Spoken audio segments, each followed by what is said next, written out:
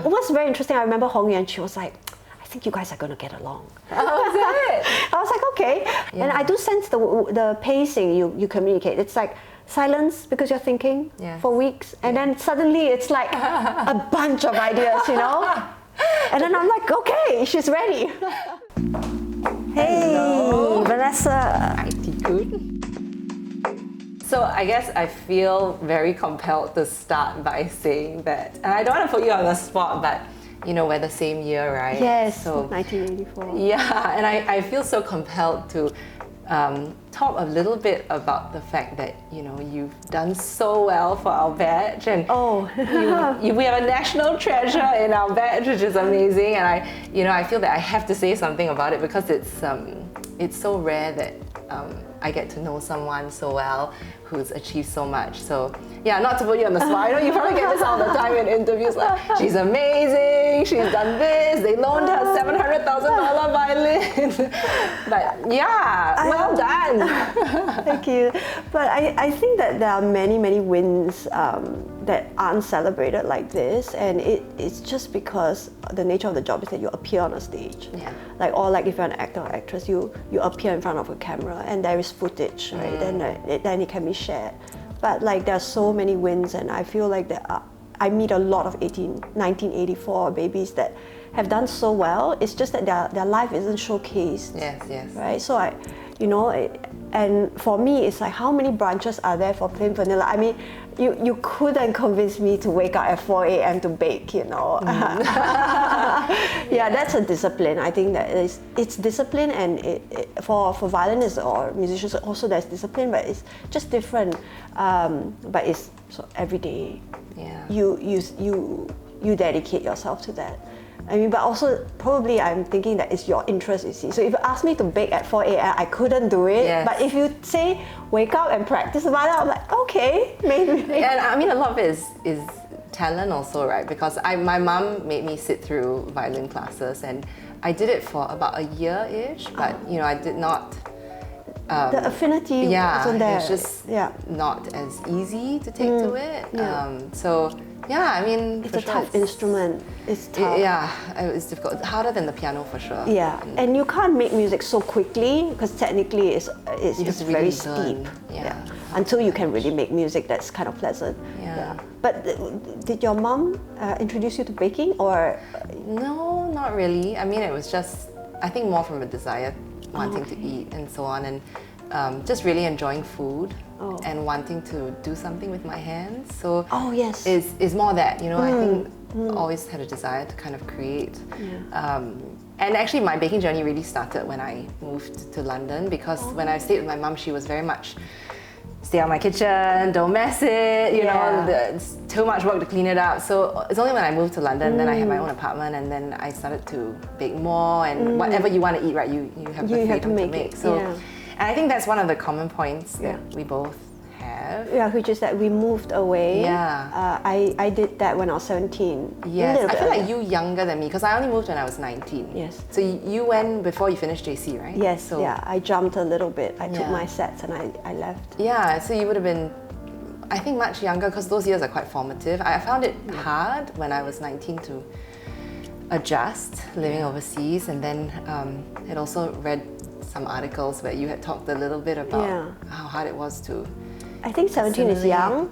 There have been other younger musicians who have moved away, you know, when they're 12 or 13, and I think you really lose those years to build roots and really strengthen your fundamentals before you go. I don't recommend it, because I know even at 17 it was a struggle. So you went straight to London, or? No, I went to Cleveland for 1 year, and then I went to Boston. Okay. So it was like 2 suitcases on the flight, like no parents, no nothing. And you stayed by yourself? I went into the dorms. Right, okay. Yeah. So it's a student community. Yeah, it's student community. And it's quite interesting. I mean, I always find that like things work out organically. I was hanging out with the high schoolers. They're the same age? Is that because I was 17? It was just we were gravitating towards each other, and then I realized, they're in the high school program, because I was that age, you see. So I think like things work out like organically, and it's nice. They have a really very high level high school program in Cleveland Institute. You didn't go for the high school No, I program. went straight for the conservatory music, right? program, yes. So I was a little bit younger than those in my batch. Yeah, so I found friendships in the high schoolers. I forget the name. Oh, Young Artist Program, I think they call it, the YAPs. Yeah, they're all really, really talented. All gone on to do good things, yeah. So yeah. I ended up staying in an all-girls hall and 0 Singaporeans. So in a way it facilitated the ideals, right? Yeah. And then I had a roommate, she was Albanian, and so we lived in the same room. Wow. And that was interesting because you have to become her friend whether you like it or not. Yeah. And there's so much to learn from her, and so that for me was a real lesson in being open-minded. Yes, And actually I found that a lot of my friends in the following years that I made, and even till today, right, a lot of them are from international school. Oh, And I see. think what has really helped me forge bonds with them is that they all, because they're from international schools and they've been exposed to so many different cultures, they're so open-minded. Yes. And something about the way that they talk, how we interact, just feels very open, very non-judgmental. Yes, and they are able to embrace differences, and it's natural for them. Yeah. Exactly. So a lot of my Caucasian friends that I'm still in touch with today, like Finland, then they did not native to London, but have lived there for a number of years, have studied in international school, and so it's that openness I feel. And so I think for me it's really about that, right? And like even today, making friends, it's hard, but sometimes I think it's a lot of trying to withhold judgment about people. And the older you get also, it's so easy to think about people in a certain way or draw certain conclusions about what they are like or what they believe in just from what they look like or how they live their lives or what they post on Instagram, right? So like the one thing definitely that I've learned, if I want to forge friendships, if I want to make friends, it's really like I just need to stay open-minded. I just have to not think, oh, she's not like me, or he's not like me, because then it's so much harder to make a friend, right? And if people didn't, if they were like that to me, I would never have made any friends in the UK. Yeah. For me, I mean, making friends, obviously, it's a lifelong process or a lifelong journey, right? So when we're younger or when we're older or with more maturity, we learn to approach it in a more mature manner. Instead of thinking to myself to remain open, what I try to do is find common ground. Like find what's really fundamental or like what really is like what makes up a human. And I think when I think that way or I acknowledge it is true that we are fundamentally made the same way. We all seek similar fulfillments in life. When I see it that way, then many of the differences or what's on the outside, sort of just like falls away, and then you are able to connect. Just like empathy, just try and see things from the other person's point of view. And it's like, I think just finding the essence of what being human is, and that essence is actually the same in everyone, and then you can how do I say, interpret right, it's different situations more accurately, I would say. For me, the next lesson is how to teach my children this. Because now I see, so not so relevant to me personally in the sense of making friends, but when my kids are in the throes of it, right, because they're in primary school and then they come home sometimes and Isabel, my second child, will say to me, I think there's a best friendship that's forming with a girl named Matilda in her class. Okay. And it was lovely because the first day when they did the orientation, she was the first person she met, and they really hit it off. They're both a bit kooky, super high energy. You can see it, as a mom, you're like, yes! And say that, and then she'll come home to me sometimes and she'll say, Mommy, today Matilda told me that it's not about the number of points that we get, it's about whether we had a good time learning about it. And she said, I found that very encouraging. Then the other day she'll come in and she'll say, we had a friendship bracelet and Matilda lost hers and I'm so angry with her. And she'll go into this whole thing, like, I'm not talking to her, etc., etc. But so as a parent, I can see how, like, my advice to her is always go and talk to her. Because I think to myself, like, when she's 20 and she's 7 now, right, and she's had a 13-year friendship, I don't have that. And in some ways, I wish that I had a friend who knew me from when I was 7 years old, because you talked earlier about forging bonds and it being deep, right? Like even today, when I meet with my friends from uni who don't live here anymore, it's so easy. I usually realize that the person or the child or the young person has to live through it.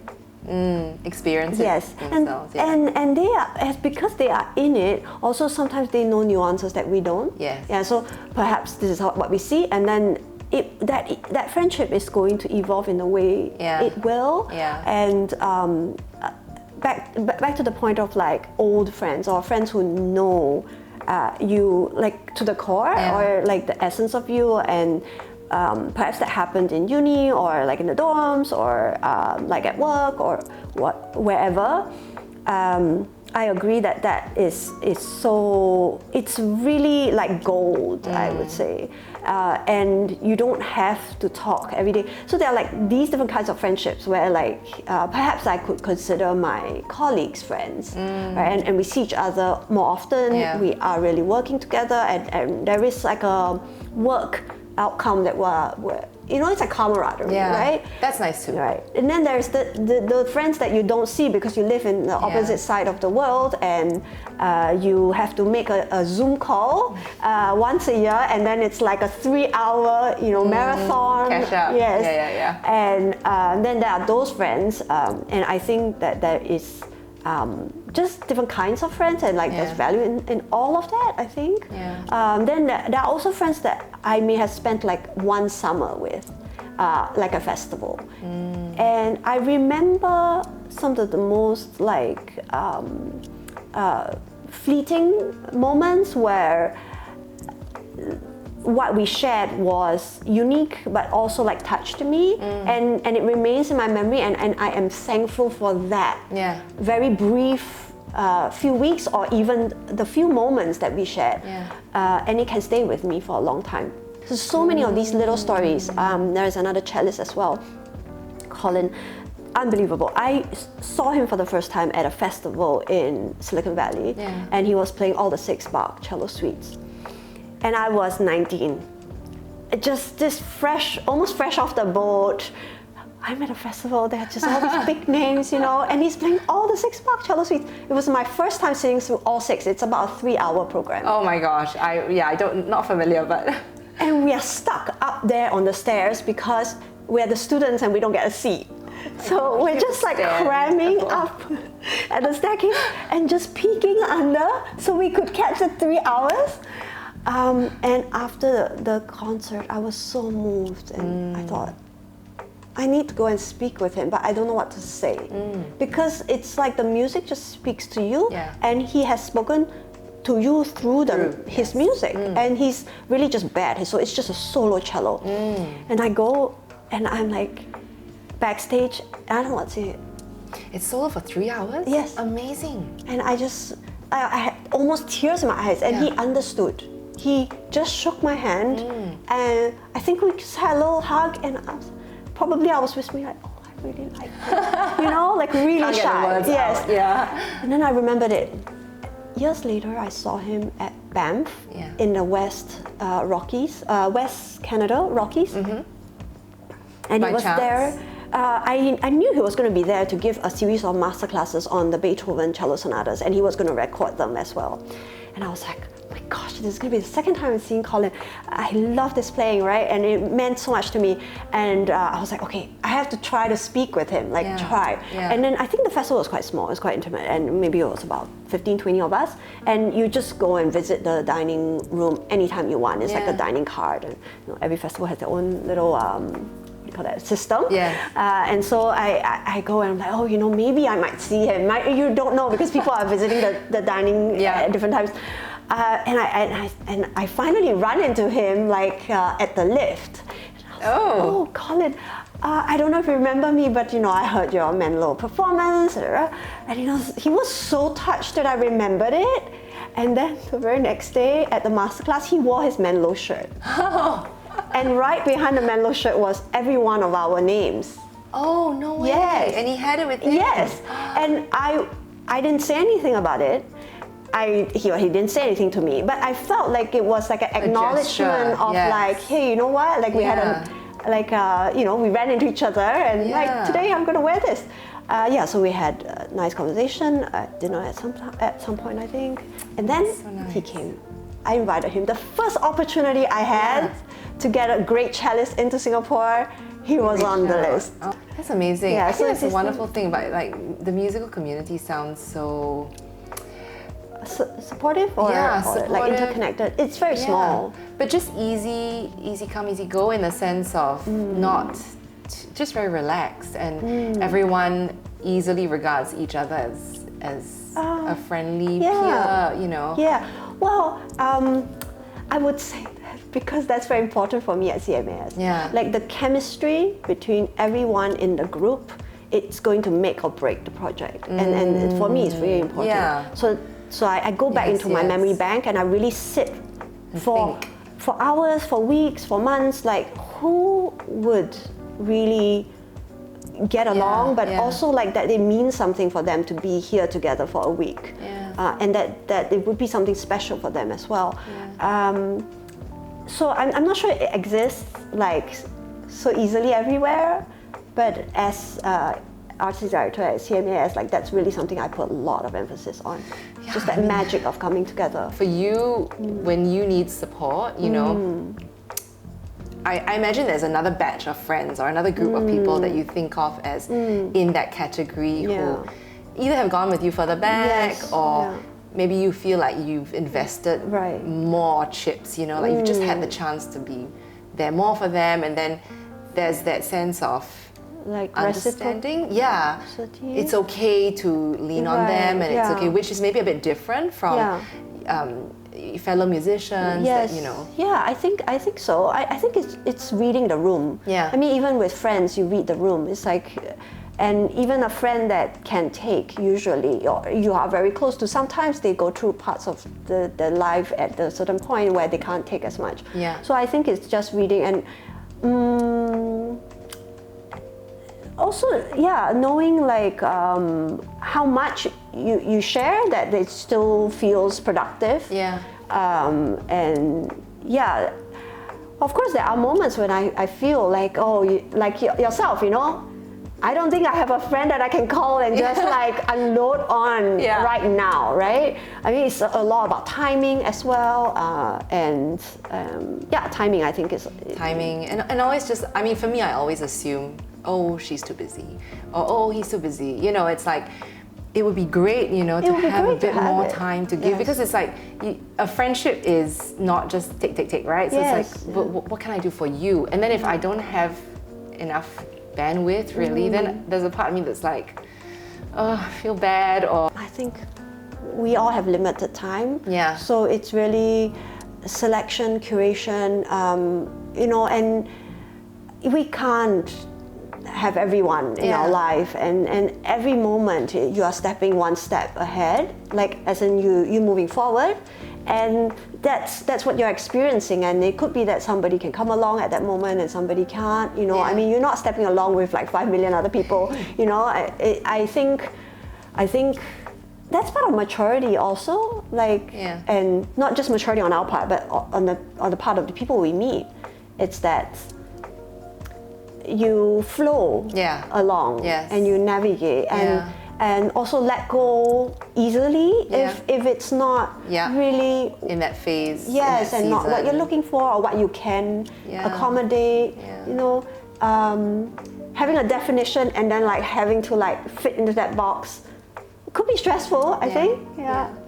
Just, I mean, that's how I do it, a little bit moving along. No, I mean, I agree. And I think also like the older you get, the easiest friendships are the ones where they don't expect much from you and you don't expect much from them. But when you show up, it's like, I really want to know how you are. How many weeks to our little event? Oh, about 4? Enough that it doesn't cause me anxiety. No more. I think 6. 6, yeah? 6 End of November. Yeah. End of November. No, there's 29th. time. There's yes. time. The most prepared we've been actually. So 29th November, and we have we've kind of themed it on the lines of friendship, right? We're celebrating Friendsgiving. I think in the US they have it like a week before, a week after. Right? Okay, so not exactly on Thanksgiving. Yeah, so that they get the opportunity with their friends to just get together for good food and celebrate. For Schubert, I mean, friends meant everything. Yes. I mean, they were the biggest proponents of his music. music, and they were organizing like weekly, more than weekly Schubertiers, and people coming together, you know, food,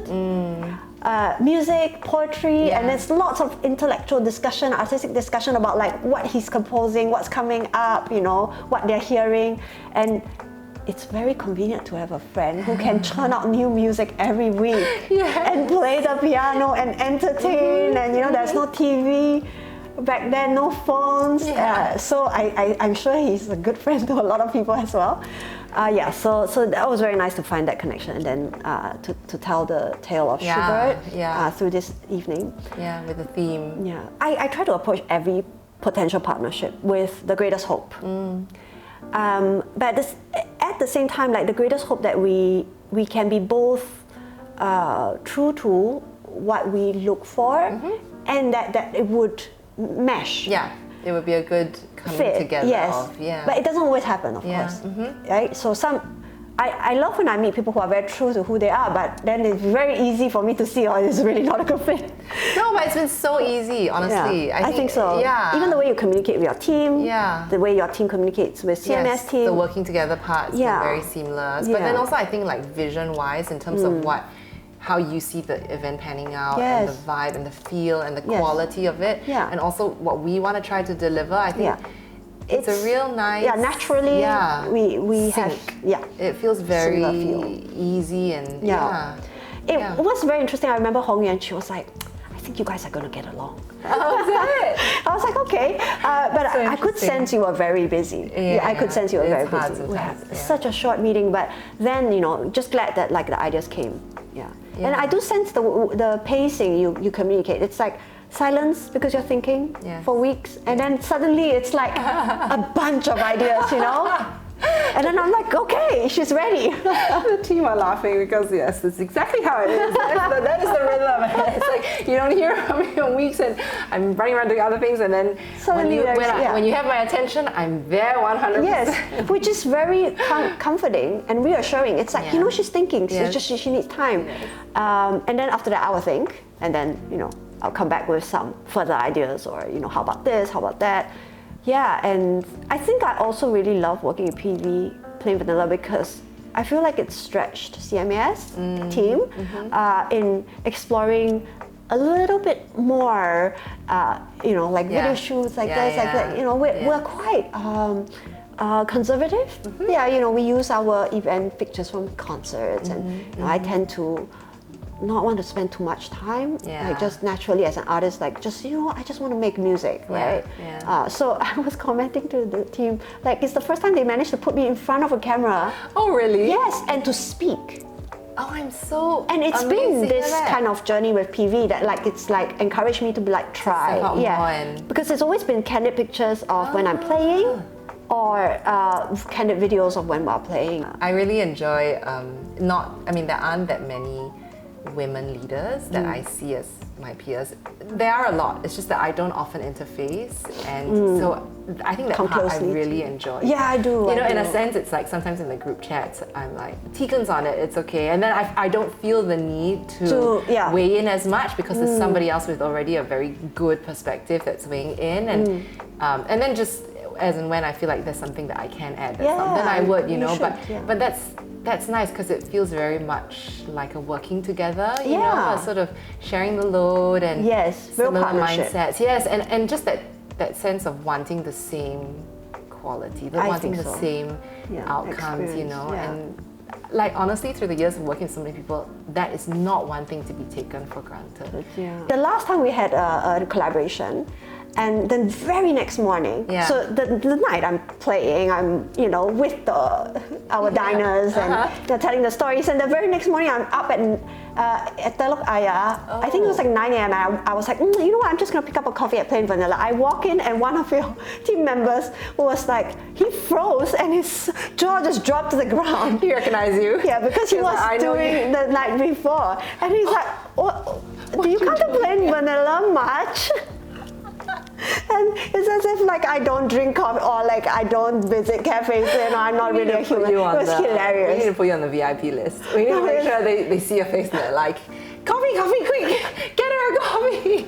No, it was hilarious. It was very sweet. And then I was so like, nice. yeah. You know, from CMAS side, what we're really trying to tell are stories. It's to humanize these great masters and to really open the doors to let people believe that they can connect with this music. Yeah. Because it is written by another human with fundamentally the same essence as us, and that the range of emotions and experience they have, we also have. Yeah. And I think it's very important to present it and to bring it forth in settings where it is not always like a bit top down, where it's like on stage, in a hall, they're looking up onto the stage. Yeah. You're coming, you know, dressed maybe much more formally than the audience,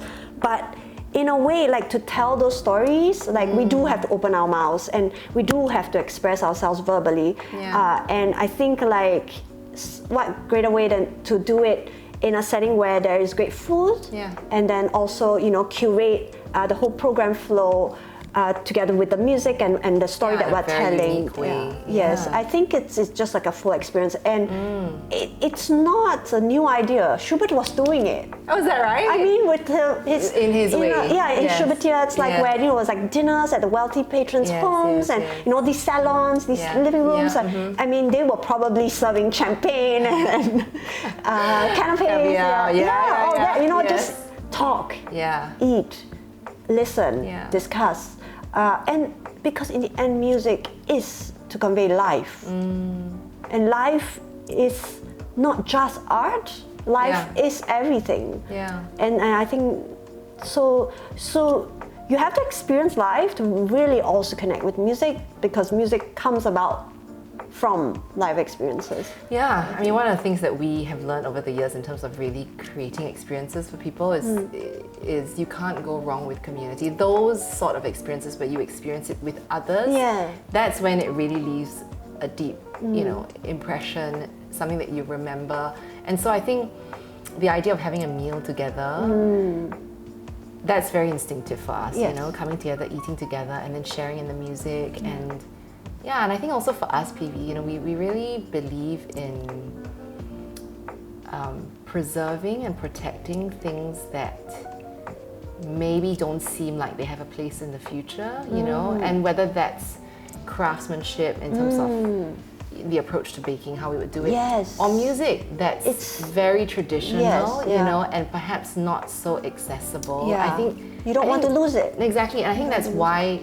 for us it feels like a cause that's really worth talking about. And someone's got to step in to do that. I mean, it's going to get lost. Exactly. It's not going to be 50, 60, 100 people. That it's not going to be easy to try and, you know, get people interested, but it's a worthwhile effort. And if we can create experiences that mean something to people and they remember it, that's probably going to do a lot more in the long run in terms of, you know, having people remember or have chamber music leave an impact on them so that they can start their own journey, you know? I think that's kind of the approach and thinking for us. I mean, you kind of light one fire and let it, you know, do its thing, right? And just now, when we were talking about, you wanted to go when you were starting your baking journey, you wanted to use your hands. And I think that there's something really therapeutic about that. It's the same with musicians. It's like you working at it. And I think it fundamentally brings us back to like being humans. Actually, we're not made to like sit in front of a computer and use our minds only. There is something physical about living. And I think that really brings about therapeutic benefits.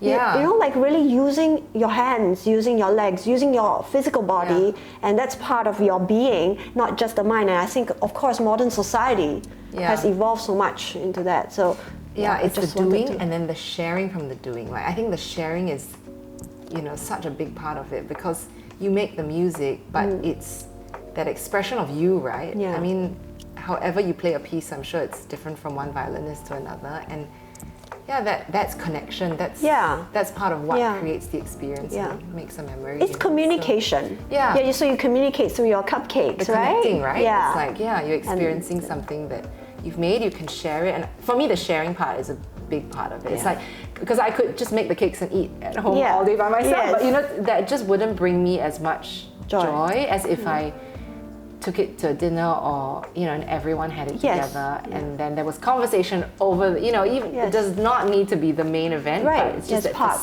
facilitates Yes, that, yes. you know, and it's that sharing, and it feels like then you've used your gifts to something Yeah. to aid connecting, and you know, Yeah, and that's very human so nice. actually. Yeah. Very, very human. I love that.